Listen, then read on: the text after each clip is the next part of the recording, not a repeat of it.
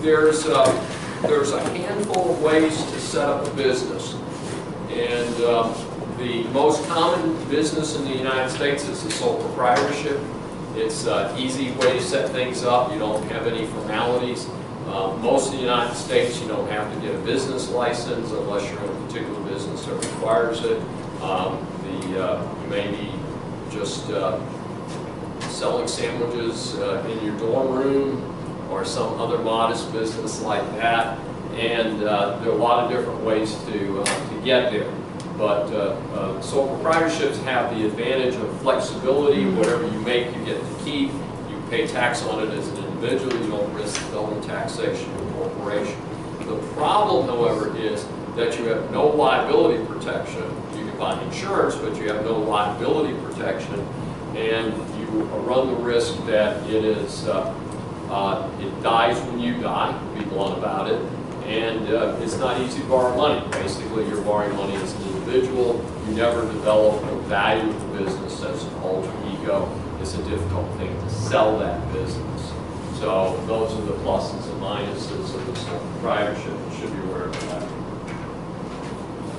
Now, in our undergraduate version of this course, 4331, we have a franchise project. The reason we do that is because if you say have worked for a corporation for 20 years and you've saved some money in your 401k, and you say, I'd like to get out of here and start a business. Well, most of us have practiced in a particular area. We're a really good accountant, we're a really good finance person, we're a really good marketer, but we may not have the other basket of skills that we need to run a business. Also, there's an issue of success. Franchises, generally speaking, on average, have a 90% chance of success, whereas a cold start business, the statistic is unfortunately almost the exact opposite, 5 to 10% at 5 years. So buying a franchise for a lot of people makes a lot of sense. It is usually a licensing package where they provide the right to use the information and the intellectual property of the business, and you get to trade off their mass advertising and things like that, particularly in the fast food industry or other significant industries. One of the popular examples that's nearby is the UPS store. Those are franchises. They're not owned by UPS in general. And you also have things like I mentioned, Stanley Steamer goes out and does carpets in people's houses, and other businesses like that. Some bigger concerns, Midas Muffler, and companies like that that provide automotive services. There's several different franchises in that industry. Now, that doesn't dictate the form of business on your part.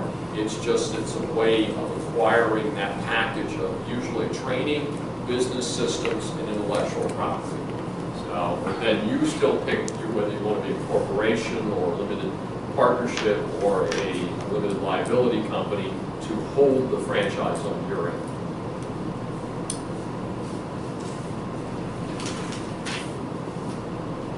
One of the things I wanted to mention is that franchises that are sold nationally do need to register with the Federal Trade Commission, the FTC. You need to do what's called a Uniform Disclosure Statement.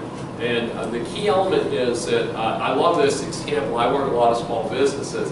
I have a guy coming to me, he's got 2 operations and they're both failing. And he says to me, but I'm going to franchise it and make a lot of money. Well, the fundamental problem is if you're not making money, why would anybody want to buy your franchise in the first place?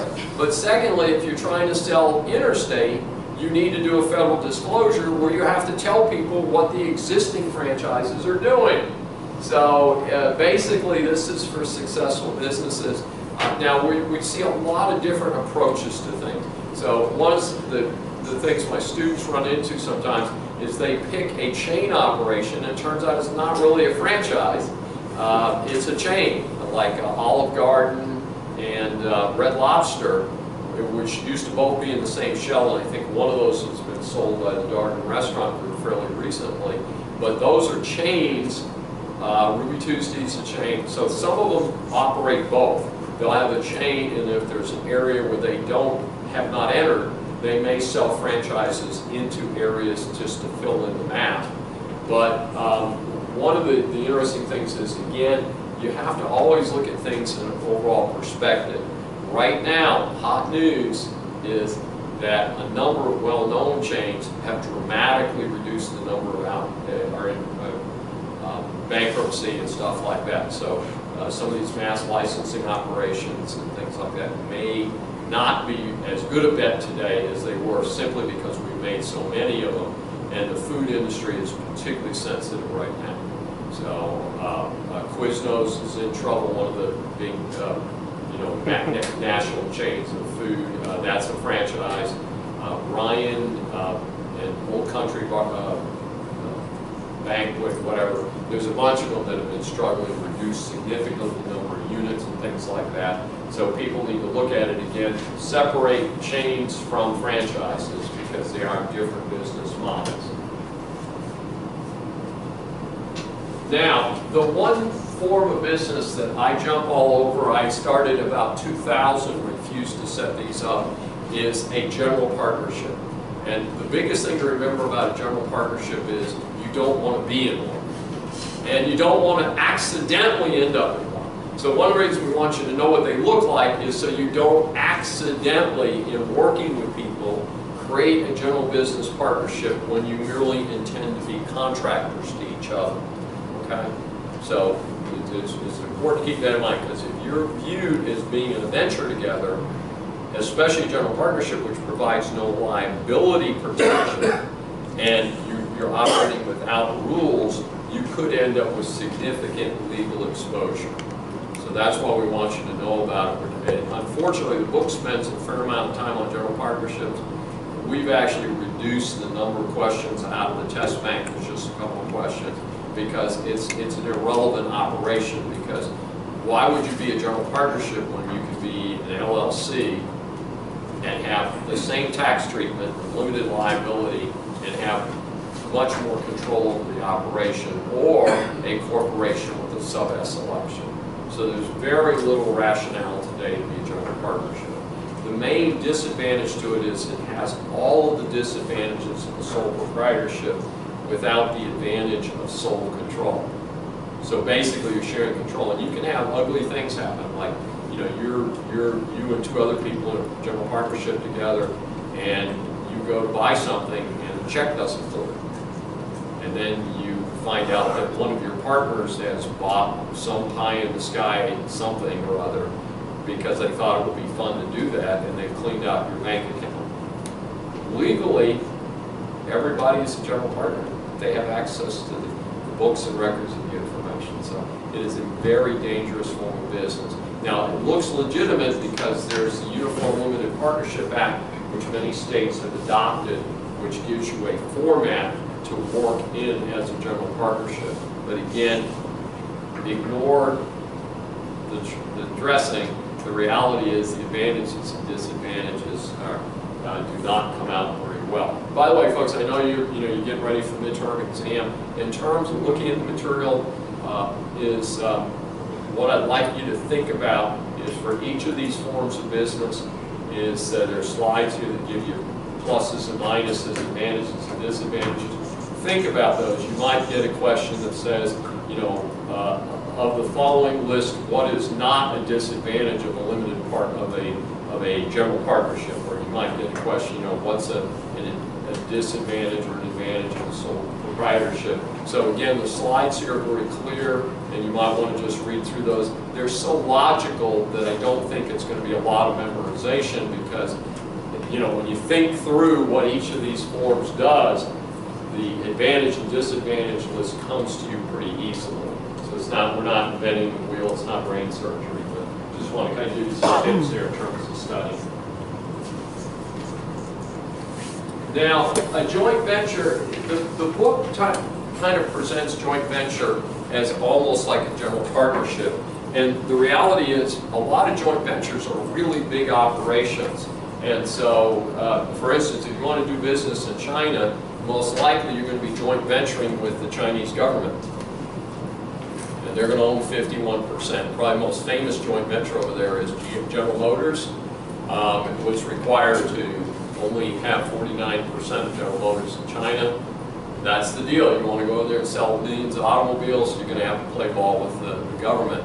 Also, a lot of big defense contracts today are being done in joint venture because they're so sophisticated. You need multiple pieces of capability to do it. One of my favorite examples of joint venture is City of Richmond, Virginia, where I used to live. They decided to build a big city jail, and they went first and got the plans. So it was very straightforward. This is what we're going to do. We're going to build it on the site of the existing jail. It's going to be a city block, basically. It's going to contain these features and so forth, and all that. So they put it out for bid. They only got 2 local bids, and everybody else was outside the area. Of course, as a Richmond, Virginia state operation or city operation, they wanted to use the local contractor. So the 2 local contractors created a joint venture just to build the jail, and they got the contract. But so it's 2 corporations, and that's this slide is kind of a little misleading because it doesn't have to be 2 individuals. It's usually not. It's oftentimes 2 corporations. So each corporation still has the liability protection of the corporate shell and the insurance that they have in each entity. Oftentimes, if you're doing a big project like that, you're going to form a 3rd corporation as a joint venture, and that venture will have its own insurance. So it actually gives you double protection because you have the corporation of the venture plus your own corporations.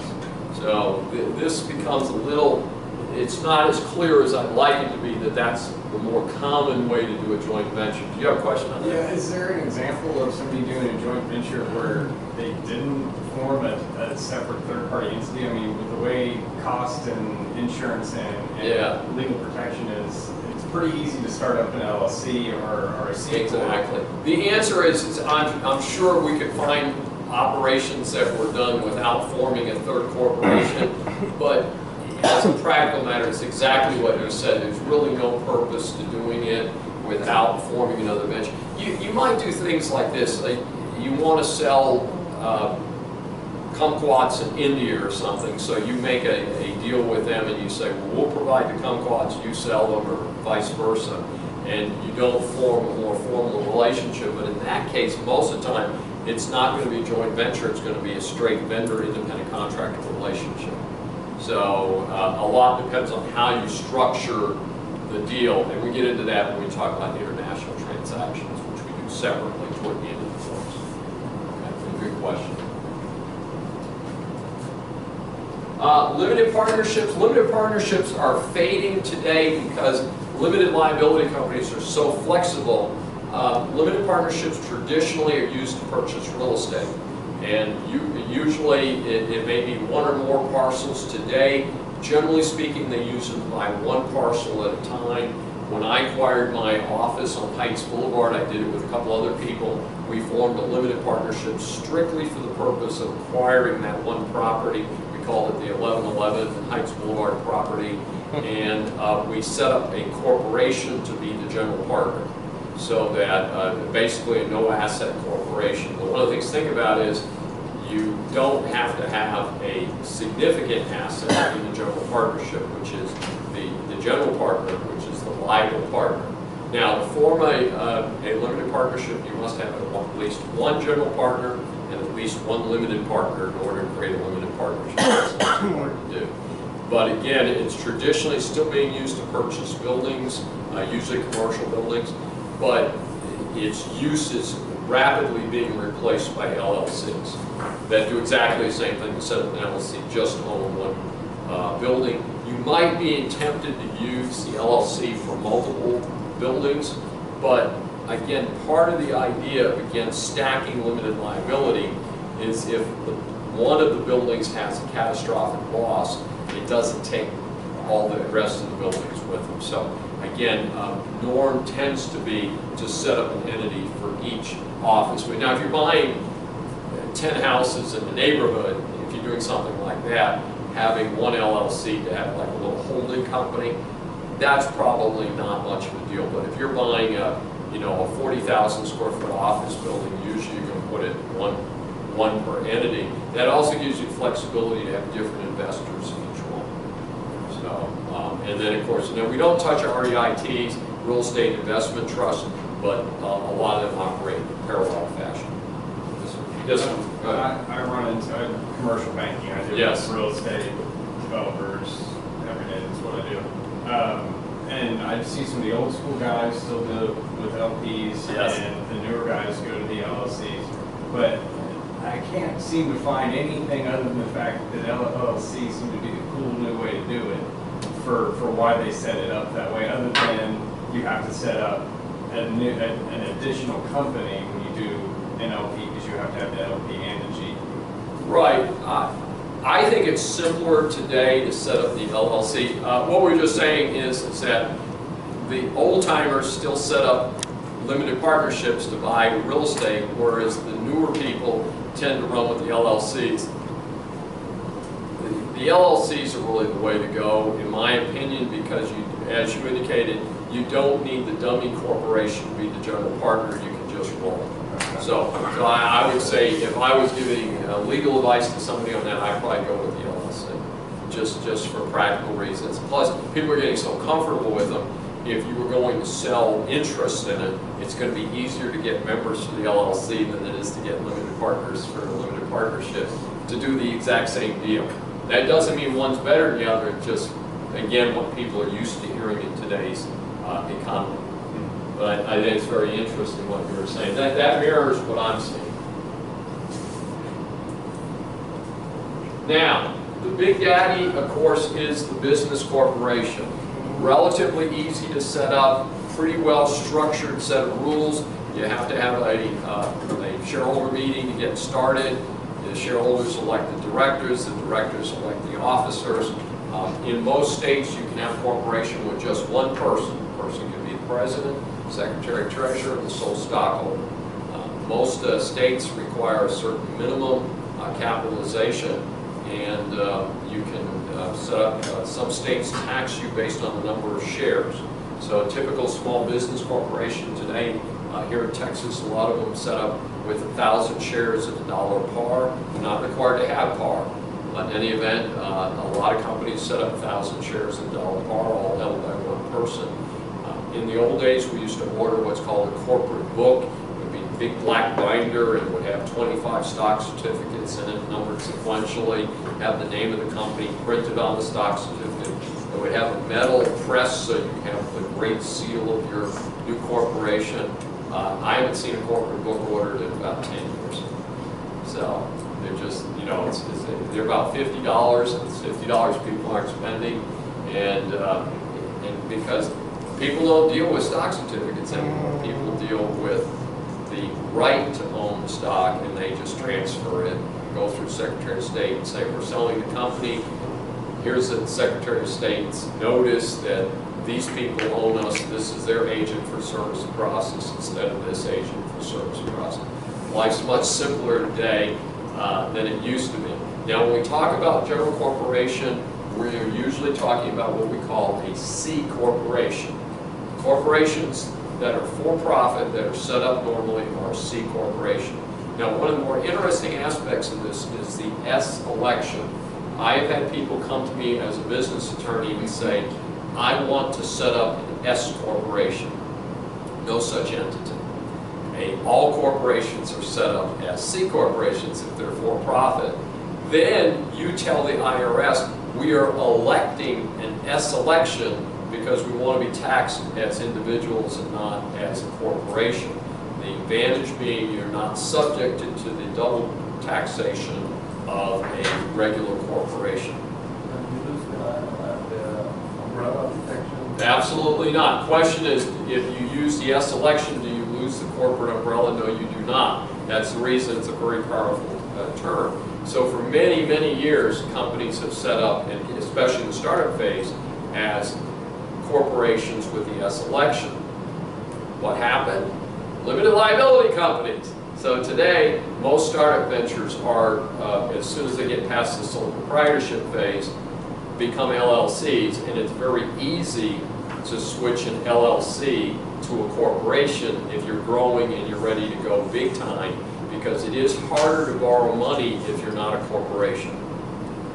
So being in the corporate form makes it easier to progress, borrow money, do limited offerings. If you're not ready to go public, is to do the exempt offerings. And we'll talk about exempt offerings in Chapter 41 when we get to talking about the securities industry in the administrative chapters of Unit 9. So, pretty interesting stuff.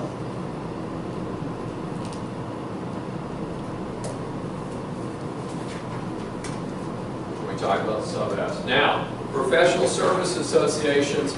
These are common in many states. Here in Texas, we do allow these, and these, one of the key limitations is they're usually limited to people of the professional group. So in other words, if a group of lawyers form a PA or professional association, they usually don't. Usually it's medical doctors.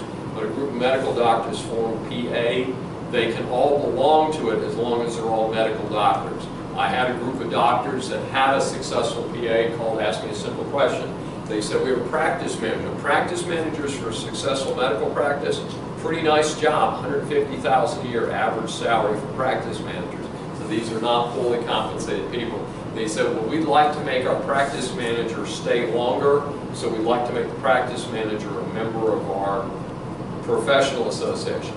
No can do, person's not a medical doctor, cannot be one of the owners of the PA. Lawyers tend to form in something called a PL, a personal liability, limited liability company, which is another special entity. And we also have another entity called a LLP, limited liability partnership. And that is usually for professionals. And what it does is it limits liability across co-professionals. And we'll give you an example. You have a group of architects. 8 architects form a LLP, a limited liability partnership. And 2 of them work on a big building. And the building has a problem.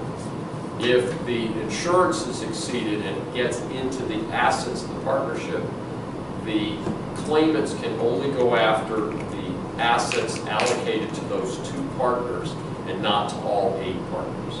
So that's the advantage of an LLP. Okay? So again, not in every state, but it is available. Most of the things that we're talking about are available here in Texas. Texas is a very large state. Also, Texas has a unique characteristic. They mirror Delaware. So every time Delaware makes a change to their corporate laws, Texas next session the legislature tends to incorporate the same change. So while Delaware tends to be the leader in corporate law, Texas tends to follow Delaware's lead, which makes it a decent state to be in business. Isn't there like an absurd number of states or companies that are started in Delaware because of their laws? Delaware historically, for many, many years, was the best state to incorporate in. And then after that, it largely continued to be the best state because of the halo effect. In other words, if you want to look like the big dog, you incorporate in Delaware. Now, the flip side of that is Nevada. Nevada had such sloppy public company rules that a lot of questionable operations got started there. And I worked with one out of Nevada. Somebody was acquiring a Nevada corporation. And so the whole game was to change it from a Nevada corporation to a Delaware corporation to get the credibility of being in Delaware for what it's worth. Today, I don't think it's such a big deal. I believe Microsoft, which was one of the first of the giant .coms, is incorporated in Washington State as far as I know. And of course, they're huge and public. And people are just not as concerned with doing the Delaware thing. It has made Delaware a very, very wealthy state because they get the corporate franchise tax. They have a very sophisticated system of hearing corporate cases. So they have their own corporate courts, which the rest of the country does not have. So there are certain advantages to being in Delaware. I would say for multinationals, since we're on more of an advantage, again, of the more sophisticated court system, for big domestic companies, I would incorporate in the country, in the state that you're in. And I almost said country, because of course the hottest issue in America today on a corporate tax side is that huge corporations like, what is it, Halliburton has moved offshore, and I'm trying to think of some of the other big companies that moved offshore, or merged, U.S. companies that have merged with smaller overseas companies in order to save massive massive amounts of tax. Ireland for a while was the popular destination, and I'm hearing different countries, Netherlands, Jamaica, so people are moving their headquarters around the world to get the best tax rate, and then obviously we're going to need to fix that, and that's actually been an issue in the current presidential campaign as some ways of doing that. And then, of course, the flip side to that, which is a much harder issue, which is offshore, is the companies doing things overseas. But sometimes the two pieces get mixed together. They are very different decisions. The decision we're talking about is whether your headquarters is in the United States, which means your corporate tax is due in the United States. The other part of the analysis that sometimes people skip is the fact that there's many states have a state franchise tax in addition to a federal income tax. So if you're based in New York, you pay the federal tax, plus you may pay a significant state tax. Here in Texas, we have a franchise tax. Most companies are under $1 million. My company is. Well, and I'd like to make it just a province. But what happens is that you have a situation where if you're making more than that, then you pay a state income tax here in Texas, and that may or may not hurt Texas. Texas has been one of the winners so far in the state corporate game. Probably the best example is Toyota USA moved its headquarters and about 400 employees from California to Texas. That was 4 or 5 years ago. And so not a lot of companies move here from California, not because it isn't a better state. Texas is across the board a better state to do business in, but what happens is it's about lifestyle choices and having employees, and that incestuous nest over there in the Silicon Valley is hard to replicate in the rest of the country. Austin is the closest that we have. Of course, there is a high-tech industry. Dell Computers is the center for it there. But again, these are the type of things, the reason it's not a simple decision in terms of where you locate, where you do business, where you locate your offices. A lot of different pieces. This is why we can only talk really about the federal level, but within that federal level, you need to be aware of the state law consequences in each state where you do business. So it's a pretty interesting deal. As we mentioned, limited liability companies are the most popular form of business. In fact, I'm going to guess that in the near future, LLCs will probably be more numerous. Again, sole proprietorships are the massive amount of businesses in the United States, but because of liability issues and the ease of operating in the LLC, the trend line is even against. Certainly, it's wiping out general partnerships, as I mentioned a short time ago, but in addition, the trend line is certainly in favor of moving away from the sole proprietorship in favor of the LLC because of its extreme flexibility. Here's one of the things I want to talk about with regard to LLC. In LLC, you don't file anything with the state really other than articles of organization. You set up your basic agreement. The problem is that a lot of people step over a big step. In a corporation, you have a set of bylaws, you have a set of rules. You designate officers. In setting up an LLC, that discipline is not imposed on you by the state.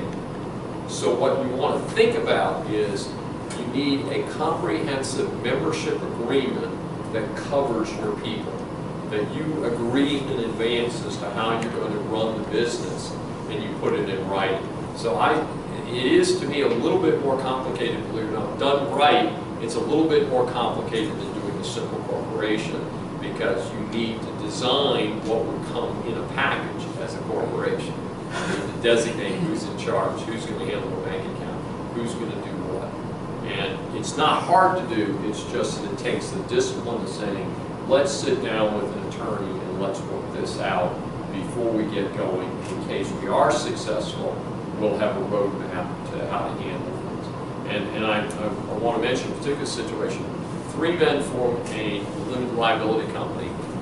The company takes off. They're making $25,000 a month. And so that's very good for 3 individuals.